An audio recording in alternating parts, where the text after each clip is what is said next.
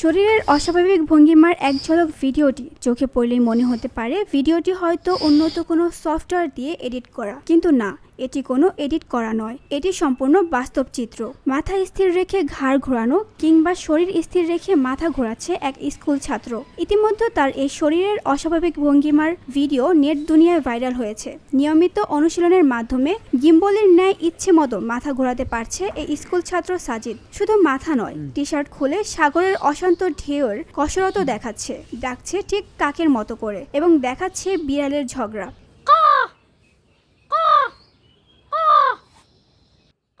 আমি এখন বিড়ালের ঝগড়া দিব।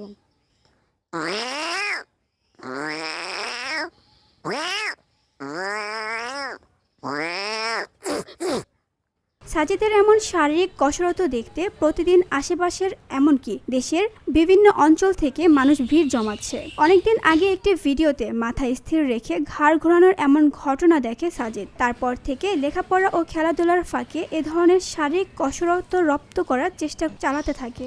ঘাড় মটকে যেতে পারে বলে বাবা মা তাকে অনেকবার সতর্ক করেছে। এ নিয়ে বাবার হাতে অনেকবার মারও খেয়েছেন তিনি। এমনকি 2 দিন বাড়ির বাইরে থাকতে হয়েছে তাকে। এরপরও গোপনে এমন চর্চা চালিয়ে যান তিনি এবং গত 6 মাস আগে একদিন সাফল্যর মুখ দেখেন।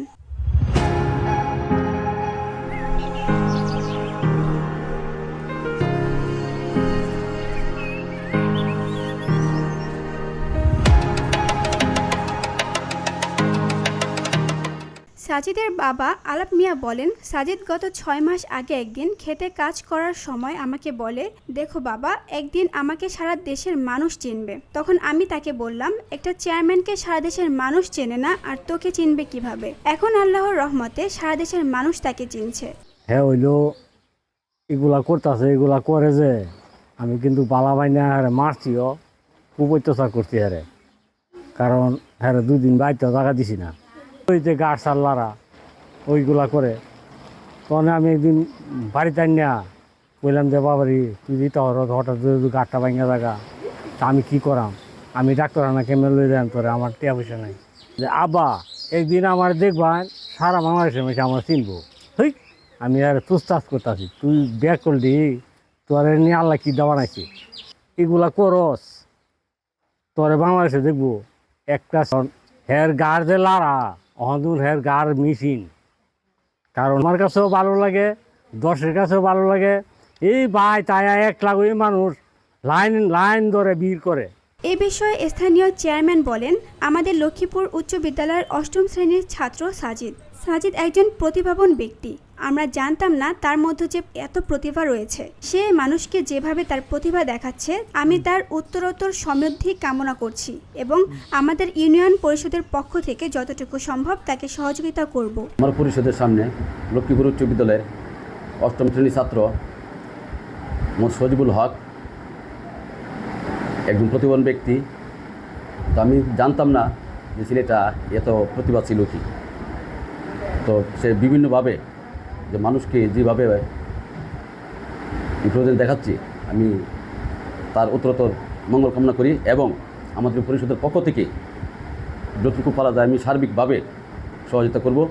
সাজিদ জানান, আমি আরও অনেক কিছু করতে পারি।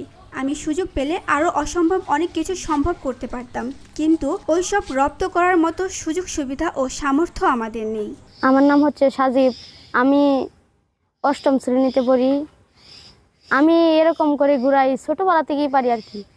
তারপরে এগুলোর জন্য আমি মা বাবার কাছে অনেক মার খেয়েছি, আবার 2 দিন বাড়ি ছাড়াও ছিলাম। পরে এই আব্বা বলতো, এই গাড়টার এমনি করি ভাঙ্গা ভেঙে গেলে জায়গা ডাক্তারের কাছে নিয়ে যাইতে পারবো না। আব্বু তো এত টাকা পয়সা নাই। আব্বু বলতো, কৃষি কাজ করে একবার হাইতারি না, একবার হাইলে একবার হাইতারি না। এখানে আমার কথা আল্লাহ লাগছে আর কি। এই ঘাড় নালাইতে পারি, পিঠে আড্ডিটা বের করতে পারি, এই যে কুকুরের ছানা ডাক পারি, কাকের ডাক পারি, আবার গলার সুরে বিন বাজাতে পারি। VOD Bangla news desk.